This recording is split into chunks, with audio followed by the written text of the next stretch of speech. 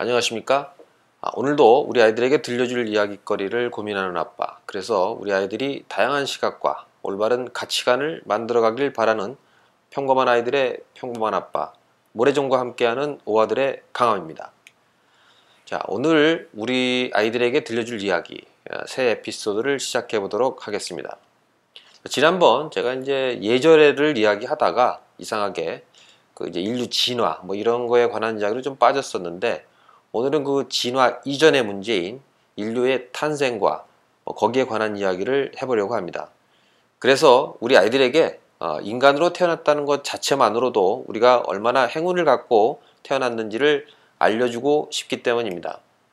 자, 다들 마찬가지지만 우리가 사실 그 휴지통으로 수없이 허무하게 사라져간 그 올챙이들을 제외하고서라도 그 많은 그 트라이 중에 딱 몇 번의 선택된 트라이를 통해서, 그것도 그 와중에 2억 개의 정자 중에서 뽑혔다, 뭐 이런 얘기를 제가 이제 하려고 그러는 건 아니고, 그 오아들에서 이제 이걸 좀 폼나게 그 범우주적인 시각에서 접근해 보려고 합니다. 즉 다시 말하면 우리 생명이 어떻게 만들어지고 또 그 생명체가 진화해서 지금의 인간이라는 존재가 생겨났느냐에 대한 이런 이야기를 해보려고 합니다. 이게 사실 범우주적인 시각에서 보면 인간이라는 존재가 거의 어찌 보면 세균보다도 못한 아주 미미한 존재이긴 하지만, 이게 생명이라는 것 자체가 얼마나 많은 우연과 또 기연과 필연을 거친 존재인가를 살펴보면 우리가 얼마나 운이 좋았던 것인가를 새삼스럽게 아마 깨닫게 될 것 같습니다. 자, 그럼 지금부터 본격적으로 이야기를 시작하도록 하겠습니다. 자, 이제 우주적인 접근을 위해서 당연히 이제 우리가 살고 있는 지구, 그리고 또 지구가 속해 있는 태양계, 이렇게 이제 나가보도록 하겠습니다. 자, 가장 먼저 이 생물이 존재하기 위해서는 끊임없이 열과 에너지를 공급하는 태양이라는 존재가 있어야 됩니다. 자, 태양. 이 태양은 우리 태양계에서만 쓰는 이름이고, 사실은 이제 태양과 같은 별을 일반적으로 일컬어서 항성이라고 부르죠. 우리가 이제 보통 별이라고 하면 이런 이제 항성들을 이야기하는 거죠. 영어로는 이제 fixed star 뭐 이렇게 얘기를 하죠. 다시 말하면 한 군데 이렇게 딱 짱 박혀서 핵융합을 통해서 스스로 이제 불타고 또 자체 발광하는 그런 별들을 이야기합니다. 당연히 이제 언제나 불타고 있으니까 이런 별에서 생명체가 살기는 되게 어렵겠죠. 따라서 이 생명들은 이런 항성들에 딸린 좀 식은 별들, 차가운 별들에서만 존재할 수가 있습니다. 자, 이렇게 항성에 딸린 차가운 별들을 우리는 이제 행성이라고 부르게 됩니다.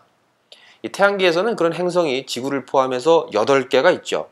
우리 이제 수금지와 목토 천해명 학교 다닐 때 한참 외웠던 그런 기억이 나는데, 이제 얼마 전에 사실은 이제 명왕성은 그 크기하고 이제 공전 궤도가 불안정하기 때문에 행성의 자격에서 잘렸습니다. 디스퀄리파이드가 된 거죠.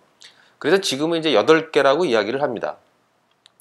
그리고 그 행성을 중심으로 돌고 있는 조그만 애들을 이제 위성이라고 부르죠. 대표적으로 이제 지구는 달이 있죠. 이제 항성, 행성, 위성. 이제 갑자기 이제 생명 얘기에다가 웬 별 얘기, 이게 되게 별난 새끼네 하고 생각할 수도 있는데, 그게 이제 바로 여기서부터 이제 우리 이야기가 시작되기 때문입니다. 자, 지구의 나이는 약 46억 년 정도가 됩니다. 이 46억 년의 역사의 맨 끝자락에 다다라서야 겨우 이제 인류가 나타나기 시작을 하죠. 사실 우주와 관련된 이야기를 하자고 하면 누구나 쉽게 몇 억 년 이런 얘기들 하는데, 사실 인류가 어느 순간 뿅 하고 이제 떨어졌을 수도 있지만, 사실은 지구가 둥글고 지구가 매일매일 한 바퀴씩 돌고 그리고 태양을 중심으로 1년에 한 바퀴씩 또 돌고 있다는 이런 사실들을 이제 이미 우리가 알고 있기 때문에, 우리 아이들한테 야, 인류는 말이야 어느 날 갑자기 우주에서 톡 하고 떨어진 거 생긴 거야 라고 얘기를 해보면 약간 좀 애들이 듣기에 약간 뻥스러운 이야기 같이 들릴 수도 있을 것 같습니다.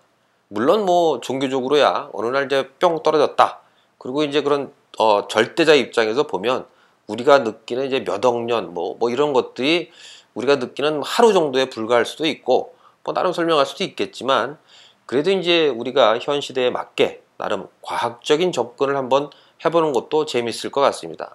당연히 그런 연구들도 이제 많이 있었으니까 그런 거를 이제 근거로 이야기를 해보려고 합니다. 일단 우리가 살고 있는 지구를 가지고 심각하게 고민하고 또 연구하시는 분들의 자료를 보면 뭐 잘은 모르지만 아마도 이제 지속적인 진화를 통해 인류가 등장했다라고 보는 견해가 아마도 제일 타당한 것 같습니다. 다시 말해서 지구의 예를 보면 어떤 지적 활동이 가능한 고등 생명체가 나타나기 위해서는 최소한 한 40억 년 이상의 시간이 필요하다는 의미로 해석될 수 있습니다. 즉 다시 말하면 또 그 안정적으로 진화할 환경이 최소 한 40억 년 정도 이상 주어져야 된다는 얘기죠. 이 생명체의 진화에 대해서는 뒤에서 이제 다시 얘기하기로 하고, 지금은 이제 그 이전의 조건, 즉 생명체가 진화하는데 적합한 행성은 어떤 것인가에 대해서부터 시작하는 것이 맞을 것 같습니다. 이건 뭐 엄청나게 우주적인 이야기죠. 자, 첫 번째는 당연히 태양입니다. 이제 앞서 이야기했듯이 이 생명체가 생존하기 위해서는 열과 그리고 이제 에너지를 지속적으로 공급해주는 태양, 즉 항성이 반드시 필요하게 됩니다. 하지만 이 모든 항성이 다 생명체를 서포트할 수 있느냐? 또 그건 또 아니라는 거죠. 지구도 인간, 혹은 동물들과 같은 어떤 고등 생명체가 나타나기까지 약 40억 년 이상이 걸렸고, 그나마 이제 인간 형태로의 진화한 것들 포함한다 그러면 아무리 짧게 잡아도 거기 더하기 또 수억 년 이상 정도의 시간이 필요했을 겁니다. 그러니까 그 긴 시간 동안 안정적으로 에너지를 지속적으로 공급해 줘야 된다는 조건이 생기게 됩니다. 자, 우리의 태양은 그 수명이 약 100억 년 정도라고 알려져 있습니다. 이 태양 내부의 에너지가 막 만들어지는 전반기와 그리고 또 그 에너지가 대부분 소모되어서 주변 행성들에게 이제 충분한 에너지를 공급하지 못하는 후반기, 이렇게 이제 앞뒤 팍팍 자르고 나면 대충 한 60억 년 이상 주변의 그 항성들에게 안정적인 에너지를 공급이 가능하다는 이야기가 되죠. 이게 뭐 그렇게 대단한 거냐 하실 수 있는데, 사실 100억 년 이상의 수명을 가진 항성은 생각보다 그렇게 많지 않다는 사실이죠. 일반적으로 이제 항성은 그 크기에 반비례하게 수명이 이제 짧아지게 됩니다. 그래서 이제 크기가 좀 커지면 덩달아서 이제 중력도 당연히 커지겠죠. 그렇게 되면 그 큰 중력 때문에 더 빨리빨리 타버리게 됩니다. 그래서 실제로 태양보다 한 2배 정도 더 큰 별은 그 수명이 한 10억 년 정도밖에 안 된다고 합니다. 그렇다고 이제 또 너무 작으면 주변에 이제 행성을 거느릴 만한 중력을 갖지 못하기 때문에 딱 우리 그 태양만한 사이즈가 가장 적당한 셈이 되죠. 이렇게 이제 가장 적당한 크기의 항성은 우리 은하계 사진에 보면 이제 약간 비행 접시 같이 이렇게 생긴 이런 건데, 그 안에서도 중심이 아니라 약간 이제 변두리, 즉 우리 태양이 있는 그 위치 정도에서만 나타나게 됩니다. 이게 아무리 잘 봐도 이제 은하계 전체에서 보면 그 구역 자체가 한 5% 정도의 면적에 불과하다는 이야기입니다. 나머지 항성들은 행성에 아예 없거나 있다고 하더라도 그 행성에 고등 생명체가 존재할 수 있는 가능성은 매우 희박하다고 볼 수 있을 것 같습니다. 사실 이것 또한 우리 전부 우리 기준일 수 있긴 합니다. 왜냐하면 온몸이 불타오르는 그 피닉스 같은 그 불새 있지 않습니까? 그건 우리 상상 속에 존재하긴 하지만 혹시나 그런 생명체가 있을 수도 있겠죠. 그러니까 이제 우리 기준으로 봤을 때 그 정도라는 얘기가 나오고, 그리고 이제 또 하나 크기가 이제 적당하다 하더라도 대부분의 항성은 2개 내지는 3개씩 뭉쳐 있는 경우가 많이 있습니다. 우리 이게 영화에서 보면 태양이 막 2개 떠 있고 3개 떠 있고 달도 막 서너 개 있고 이런 장면들 보셨을 겁니다. 사실 이제 처음 항성이 태어났을 때 어떤 그런 불안정성을 고려한다고 하면 어찌 보면 이건 되게 당연한 이야기일 수도 있습니다. 왜냐하면 이제 보통 이제 2개의 별이 붙어 있는 걸 우리는 이제 쌍성계라고 부르고, 또 2개 이상이 모여 있는 걸 연성계라고 부릅니다. 다시 말하면 그런 게 있다는 거죠. 그런데 이제 이런 쌍성계나 연성계는 구조적으로 이제 굉장히 불안정하기 때문에 행성 자체가 존재하기는 사실은 되게 어렵습니다. 이게 불안정하다는 이야기는 이제 한 자리에 가만히 있지 않고 이리저리 이렇게 움직인다는 얘기인데, 이런 거죠. 2개, 3개 있다 보니까 서로 중력에 의해서 땡기기도 하고 밀기도 하고, 그러니까 이제 불안정하죠. 자, 다시 한번 생각을 해보면 이제 태양이 가만히 있질 않고 얘가 막 이리저리 돌아다닌다고 한번 상상을 해보자고요.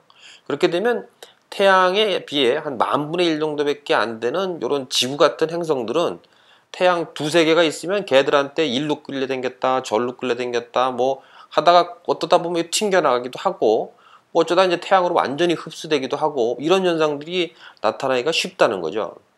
그래서 이제 따라서 이 안정적인 태양계가 존재하려면 태양은 혼자 도코다이로 빛나야만 한다는 그런 조건이 생깁니다. 그런데 이제 혼자서 이렇게 고립된 항성은 아주 드문 편이라고 합니다. 열에 하나 정도? 뭐 이 정도? 그래서 우리는 이제 아주 운이 좋게 적당한 크기의 혼자서 고립된 항성을 우리의 태양으로 가지게 되었다고 볼 수 있는 거죠. 그리고 이제 마지막으로 하나 더 꼽는다고 한다 그러면 그 이제 우리 태양은 아주 얌전한 편이라는 겁니다. 이 태양의 자전 주기가 약 한 24일 정도인데요. 사실 이제 별들 중에 그렇게 느리게 자전하는 경우는 매우 드문 편입니다. 특히나 이제 가스로 만들어진 이런 별들은 더 이게 빠르게 됩니다. 암석으로 이루어진 지구도 사실 보면 24시간이면 한 바퀴 돌지 않습니까? 그리고 이제 대표적인 가스 행성이 이제 목성 같은 경우도 지구보다 이제 덩치가 한 100배 정도 이상 크지만 10시간이면 이제 한 바퀴 돌게 되죠. 그래서 이제 목성 표면에 보이는 엄청난 크기의 어떤 폭풍은 이렇게 이제 빠른 자전 때문에 워낙 빨리 도니까 발생하게 되는데요. 이게 만약 태양이 이렇게 빨리빨리 회전하게 된다 그러면 엄청난 양의 태양풍을 이제 주변에 쏟아내게 되겠죠. 그러면 이건 주변에 있는 행성들이 생명체에게 아주 치명적인 사건이 될 수 있습니다. 그래서 이제 태양풍에 대해서는 이제 뒤에 제가 한 번 더 설명을 해드리겠지만 어쨌든 이제 우리는 매우 얌전한 태양 덕분에 아주 편안하게 지내고 있는 편이라는 것만 알아두시면 될 것 같습니다. 자, 그러면 이제 우리 태양이 왜 이렇게 얌전하냐? 다른 애들에 비해서. 그건 사실 아무도 모릅니다. 여러 가지 이제 가설이 있는데 그 중에 이제 거대한 항성계에서 튕겨져 나온 떠돌이 별이라서 그렇다는 설도 있고, 그리고 이제 태양계 생성 초기에 태양의 이제 회전 방향과 반대로 돌고 있는 별과 박치기를 해서 그렇다는 설도 있고, 속도가 줄어갔고, 아무튼 이렇게 이제 얌전한 항성은 아주 드물다는 것만은 틀림없는 사실입니다. 자, 이렇게 이제 태양의 특수성만 살펴봐도 우리가 이 엄청나게 넓은 우주에서 우리 태양계에서 태어났다는 이 사실만으로도 사실은 엄청난 확률의 행운을 기본으로 타고났다고 볼 수 있겠죠. 자, 그럼 이제 좀 더 포커스를 좁혀보도록 하겠습니다. 다음으로 우리가 살펴봐야 될 것은 이제 목성인데요. 이 목성은 지구보다 약 100배 정도 크고 태양보다는 100배 정도 작습니다.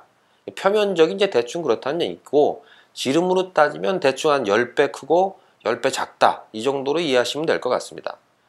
이게 이제 농구공의 지름이 탁구공의 약 6배 정도가 되니까 이게 뭐 옛날 우리 구슬치기 할 때 쓰던 거 구슬하고 농구공 정도하고 비교하면 되려나? 뭐 자지간 지구에 비해서 무지무지 크다고 보시면 될 것 같습니다. 이 목성은 굉장히 아쉽게도 이 항성이 되려다가 그러려다가 말라다가 체중 미달로 실패한 그런 케이스죠. 조금만 더 컸으면 자체적인 어떤 중력으로 중심부에서 이제 핵융합이 시작되어서 그 자체가 이제 항성, 즉 별이 될 수 있었거든요. 하지만 이제 별이 되지 못하고 행성으로 눌러 앉아 버린 것은 우리에게 어찌 보면 되게 이제 행운이 되었던 거죠. 왜냐면 이제 이런 거대 행성의 존재는 아주 특이한 케이스이기 때문에 그렇죠. 이 대개의 경우 이제 목성처럼 이런 거대한 가스형 행성은 항성에 이제 딱 붙어서 도는 경우가 이제 많은데, 이게 이제 처음 별이 태어날 때 빠른 회전 때문에 뭐 떨어져 나간 가스들이 뭉쳐서 만들어지는 게 이제 바로 이런 가스형 거대한 행성이기 때문에 그렇습니다. 이렇게 만들어진 이 거대 행성이 태양 바로 옆에 있게 되면 그 행성은 이제 태양을 흔들게 되죠. 이게 덩어리가 크니까. 그리고 결과적으로 이제 태양계의 중심축이 이렇게 이제 왔다 갔다 흔들리게 돼서 그 주위에 있는 나머지 별들까지도 이제 불안정하게 되는 그런 사태가 됩니다. 이게 설사 뭐 또 조금 멀리 떨어져 있다고 해도 그 공전 궤도가 타원형으로 이렇게 돌게 된다 그러면 태양을 이제 흔들기는 마찬가지죠. 가까울 때 많이 흔들고 멀리 있을 때 뭐 덜 흔들고 이렇게 되니까 결국 이제 불안정하다는 얘기입니다. 근데 이제 우리 목성은 적당히 멀리 떨어져 있으면서 거의 뭐 완벽한 원에 가까운 공전 궤도를 갖고 있기 때문에 태양계를 전체적으로 안정시킬 수가 있었습니다. 게다가 이제 행성에는 이제 어울리지 않는 엄청난 덩어리를 갖고 있어서 태양계의 이제 다른 행성들의 궤도까지도 원형으로 이렇게 조절을 해주는 그렇게 이제 역할까지도 해주게 됩니다. 다시 말하면 이제 전체적으로 밸런스를 이제 맞추어주는 그런 역할을 목성이 하고 있다는 거죠. 근데 사실 이제 공전궤도가 원이냐 타원형이냐는 생각해보면 이제 생명체에게는 아주 중요한 팩트인데, 이게 타원형인 경우에는 태양에 가까워질 때 이건 너무 뜨겁고, 또 태양에서 멀어지게 되면 또 너무 추워지게 되니까 결국 이제 생명체가 안정적으로 생활할 수 있는 그런 환경을 절대로 가질 수 없다는 결론이 나옵니다. 자, 그렇다면 우리 지구는, 그렇죠, 이제 우리의 그 지구의 공전 궤도 또한 아주 안정적인 그런 이제 원형을 갖고 있습니다. 그리고 이제 바로 이걸 목성이 뒤에서 이게 도와주는 그런 셈이죠. 자, 생각해 보십시오. 만약에 공전 궤도가 타원이라고 한다 그러면 지금이야 뭐 지구의 그 자전축이 약간 기울어서 북반구하고 남반구가 번갈아 가면서 정말 약간 가깝고 약간 먼 차이 때문에, 축 때문에 생긴 그 약간 가깝고 약간 먼 차이 때문에 여름도 있고 겨울도 있는 건데, 이게 정말로 가까워지고 멀어진다고 한다면 이건 뭐 여름하고 겨울의 온도 차이는 대충 이게 뭐 말도 안 되는 뭐 그런 상황이 될 수 있다는 걸 충분히 상상하실 수 있을 것 같습니다. 더불어서 이제 목성은 지구 바깥쪽에서 돌면서 지구를 이제 위협할 만한 자잘한 소행성들을 깨끗이 이제 청소를 해주고 있습니다. 워낙 등치가 크니까 지구로 뭐 지구를 향해서 막 날라오는 소행성들 뭐 이런 거 쭉쭉 빨아들이고 확실하게 이제 막아주고 청소를 해주는 거죠. 그리고 이제 목성이 충분히 크지 않았다 그러면 이렇게 이제 깔끔한 태양계를 유지한다는 것을 기대하기가 되게 힘들었을 것 같습니다. 따라서 이 목성은 지구에 어찌 보면 이제 수호천사 같은 역할을 한다고 볼 수가 있죠. 영어로 이제 목성을 주피터, 그러니까 이제 그리스어로는 이제 신들의 왕인 제우스입니다. 이게 아마도 이제 그런 이유로 천문학자들이 아마 그렇게 명명하지 않았나 한번 생각을 해봅니다. 또 이런 목성의 어떤 특이한 이 특수성을 생각해 보면 우리의 행운은 또다시 엄청난 확률로 줄어들게 되죠. 자, 그럼 이제부터 지구 자체의 어떤 특별함에 대해서 한번 이야기를 해보도록 하겠습니다. 지구는 이제 되게 참 아주 적당하게 태양과 거리를 두고 있는 상황입니다. 생명체가 자라나기 위해서는 물의 존재가 뭐 필수적이죠. 근데 사실 이 물은 우주에서 뭐 꽤 흔한 편입니다. 근데 이제 특히 행성이 만들어질 때는 이 물 분자의 역할이 아주 중요해서 대부분의 행성에서는 충분한 양의 물이 꽤 높은 확률로 사실은 존재합니다. 근데 여기서 중요한 점은 이 고등 생명체가 진화하기 위해서는 바로 이 물이 상온 상태로 존재해야만 한다는 사실이죠. 이게 지구보다도 태양에 아주 가까이 있는 금성 같은 경우는 너무 뜨거워서 지표면의 물이 모두 그냥 홀라당 증발해 버렸습니다. 어떤 기체 상태의 물은 어떤 강렬한 태양풍에 의해서 산소와 수소로 이제 분리가 되죠. 그리고 이제 이후에 가벼운 수소는 이제 우주로 날아가 버리고 결국 이제 금성에는 물이 존재하지 않게 그런 상황이 되어버렸습니다.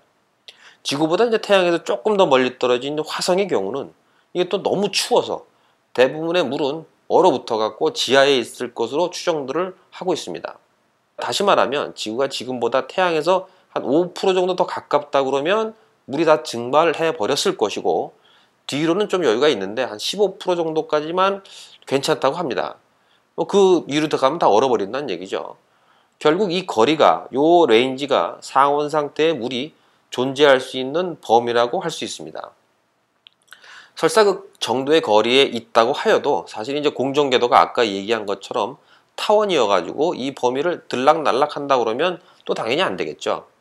하지만 이제 앞서 얘기했듯이 지구의 공전궤도는 아주 안정적인 원이기 때문에 바로 이 범위 내에서 쭉 지낼 수가 있는 상황이 된 겁니다. 이 범위는 사실 이제 태양계 전체의 크기에 비하면 한 이 레인지 자체가 0.1% 정도도 안 된다고 하는데, 이제 이렇게 되면 또 우리의 생운의 확률이 또다시 엄청나게 또 줄어들게 되죠. 자, 지구의 특수성을 이야기하면 좀 더 이제 재미있는 것들이 많은데, 지구의 크기는 참 절묘합니다. 왜냐하면 이제 별들은 항성과 행성을 막론하고 처음 만들어질 때는 이제 다 뜨겁죠. 그 후에 이제 등치에 따라서 계속 불타느냐 아니면 이제 식어가느냐 이런 차이로 이제 항성하고 행성으로 나누어지는데, 이게 너무 크면 주변에 이제 가스들을 끌어모아 갖고 목성이나 토성 같은 가스형 행성이 되어버리고, 그리고 이제 당연히 자전도 이제 엄청 빨라지기 때문에 생명체가 안정적으로 진화를 하기에는 사실은 적합하지가 않죠. 그리고 이제 너무 작으면 이제 금방 또 식어버리니까 딱딱한 돌덩이가 되어버리는 상황이 됩니다. 다시 말해서 이제 껍질이 엄청나게 이제 딱딱해지는 거죠. 태양에서 쏟아지는 에너지를 골고루 이제 받아들이려고 하면 행성 단위의 순환이 되게 중요한데, 이렇게 이제 껍질이 너무 두꺼운 행성은 화산 활동이나 이제 이런 게 사실상 일어나지 않기 때문에 행성이 이제 자연 환경이 극단적으로 치우치기 쉬워지게 됩니다.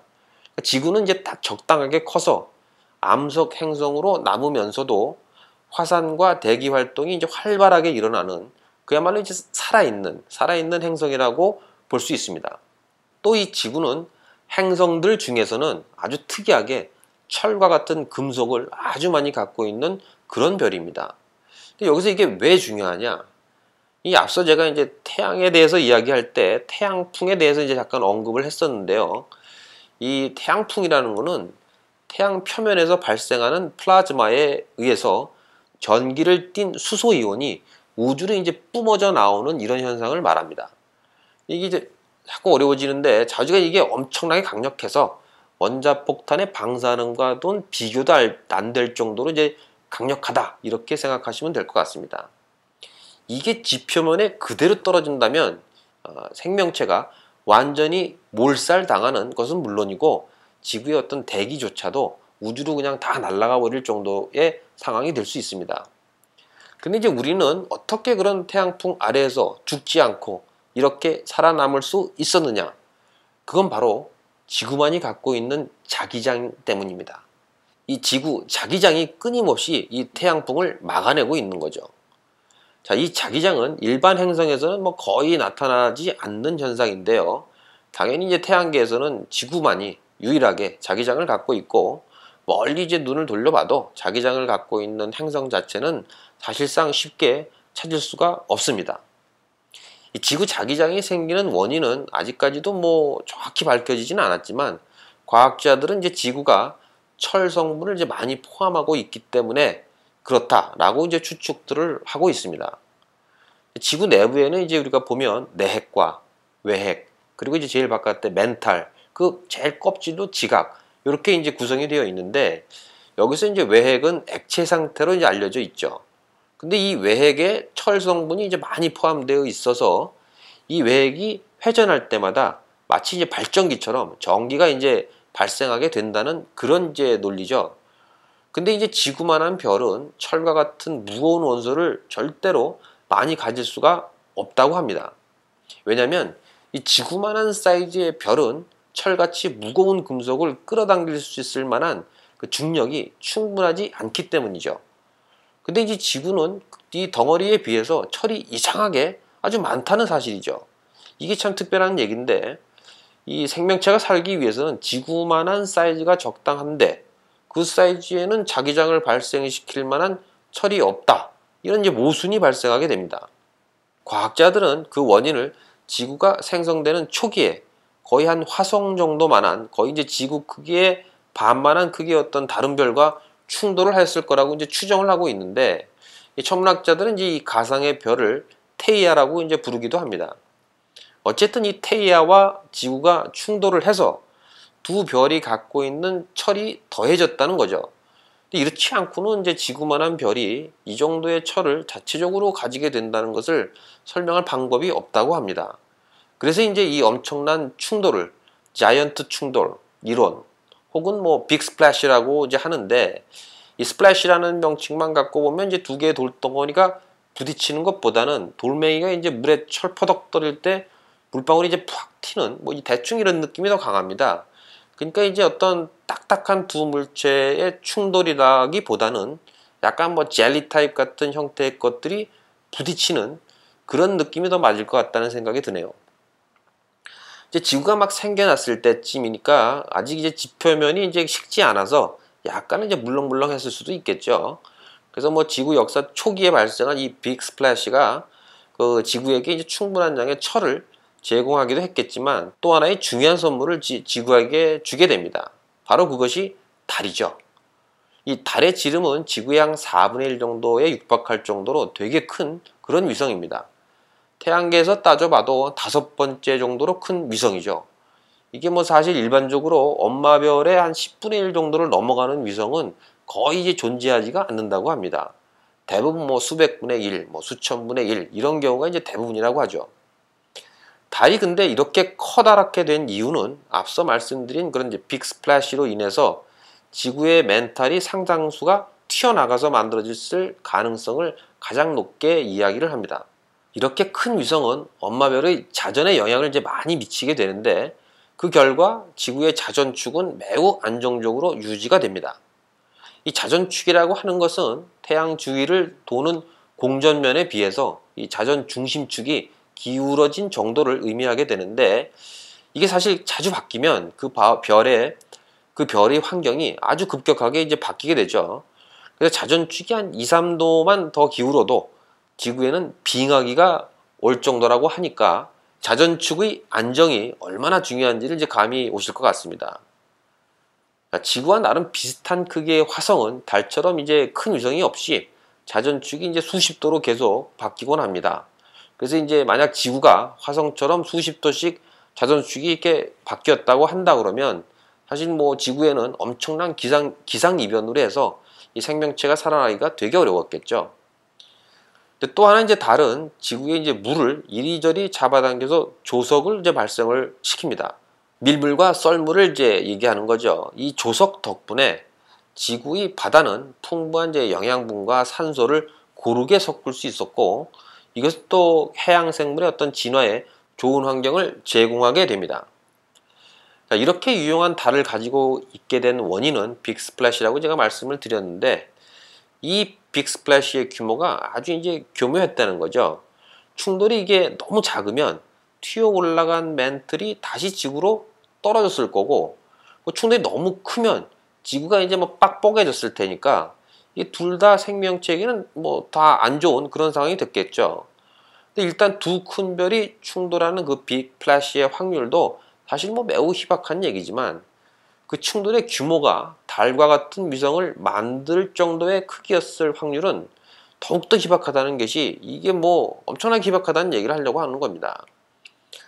근데 이렇게 엄청난 우주적인 기원을 가지고 만들어진 이 지구는 생명체가 편안하게 성장할 수 있는 안정적인 자연환경을 가질 수가 있게 됩니다. 그것도 45억 년씩이나 말이죠. 이게 어찌 보면 이런 지구의 탄생은 한 2억 개 정도의 정자 중에서 하나가 선택되는 확률보다도 훨씬 더 희박한 확률로 생성되었다고도 생각할 수 있을 것 같습니다.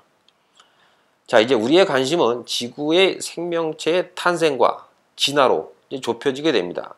그 다음은 제가 다음 시간에 또 들려드리도록 하겠습니다. 감사합니다. 강함이었습니다.